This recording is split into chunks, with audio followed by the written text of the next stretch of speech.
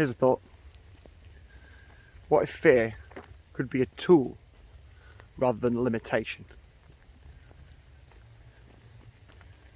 I've been thinking a lot about this recently, and I think certain more negative emotions on the human emotional spectrum are given a little bit of a bad rep. And ultimately I think it's all to do with what you choose to do with the emotion that you are feeling at any given moment. So fear, for example.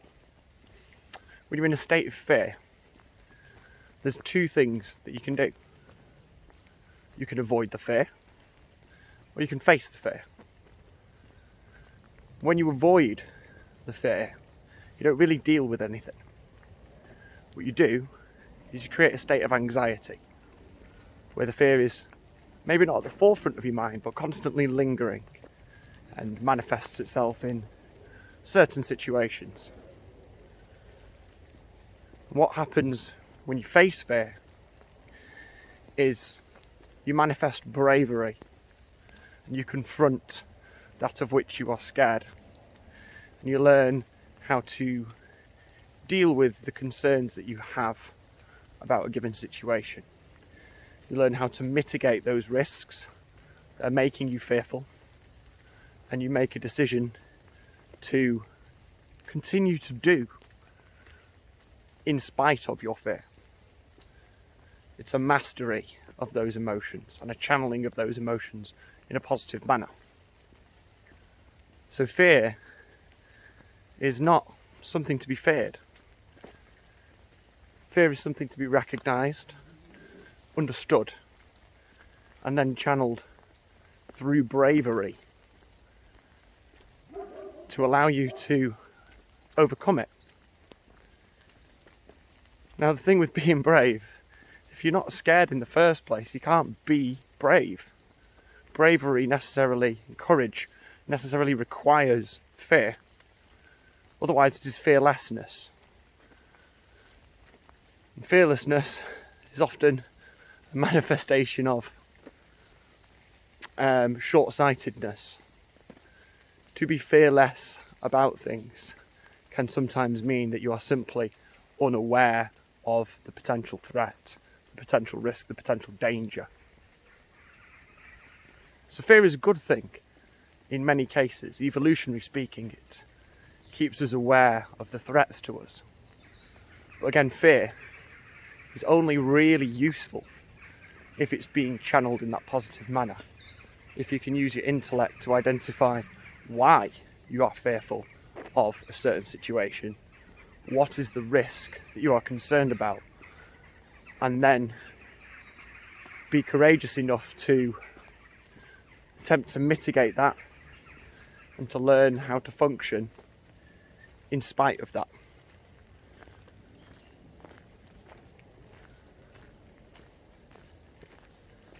So fear does have a function, as do lots of traditionally negative human emotions.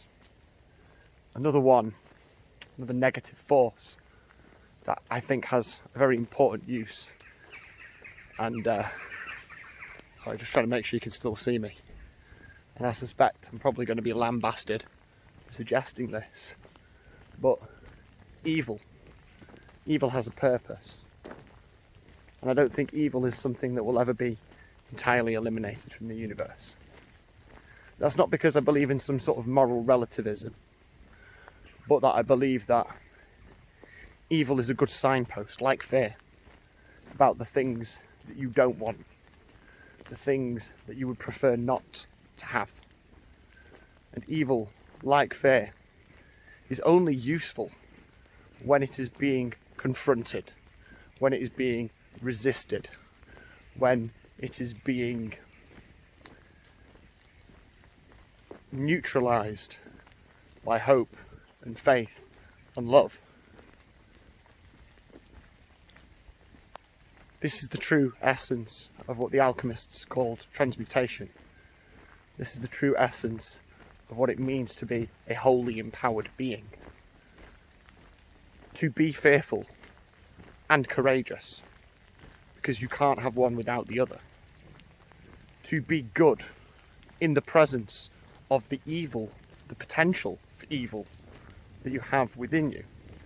We could not be good unless we were also capable of being evil. And the goal we have here in creating a new world is to minimise that evil, to not pretend that it doesn't exist. Same with the fear, to minimise that, to integrate that, and to channel that in positive ways, to use it as a signpost of those things that we do not prefer. So don't deny your fear. We're in scary times right now. And I'm not going to claim that I'm not scared of what may come from standing my ground. I would rather not starve on the street. But I am prepared to do that, if that is what this takes. If my blood has to be spilled to refresh the freedom of the human race, then I'm willing to face that possibility. I'm willing to not say accept that, but recognise that that is my fear. My fear is that taking this fight and standing my ground and being willing to die on this hill is going to cost me an awful lot. But knowing that and understanding that gives me the courage to resist and the courage to face that fear. And I'm not sure how many of you have ever been in what you could term to be a life-threatening situation before. I can honestly say there's been perhaps 2, maybe even 3 occasions where I was genuinely concerned for my life and my safety, and that there was a significant possibility of something really bad happening. And what you find very, very interesting, and I've heard this quoted in films and books before, is that fear is only ever present when there's the possibility of the situation that you're in causing really serious harm to you. Whenever I've been in a situation where it was not a case of a possibility anymore, where I was very definitely in what could have been potentially a life-threatening situation, that fear itself, it's not there. You don't have time to be fearful. All you have time to do is to act in response to that. I was almost in quite a severe car accident, and for the 5-6 seconds or so that I was fighting for control of the car, as much as I was very much in the fight or flight, high adrenaline response, I wouldn't describe that state as fear.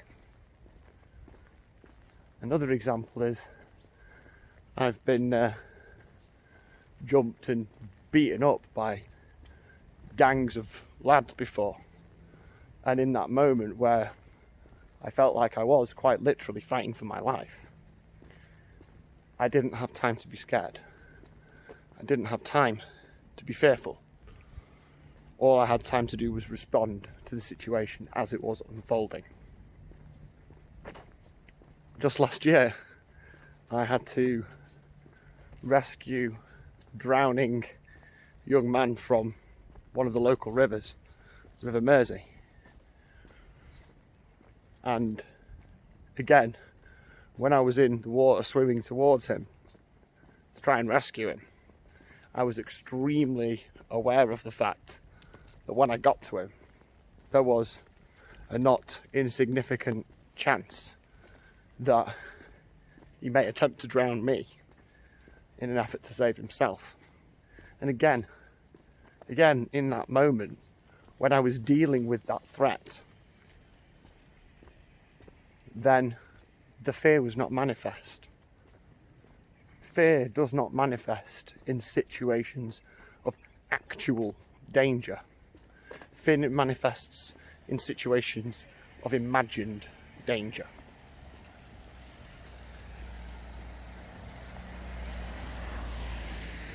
Saying that I've heard in films before and heard from people who have been convinced that their lives were about to end, and in that moment where they're actually convinced that that's what's going to happen,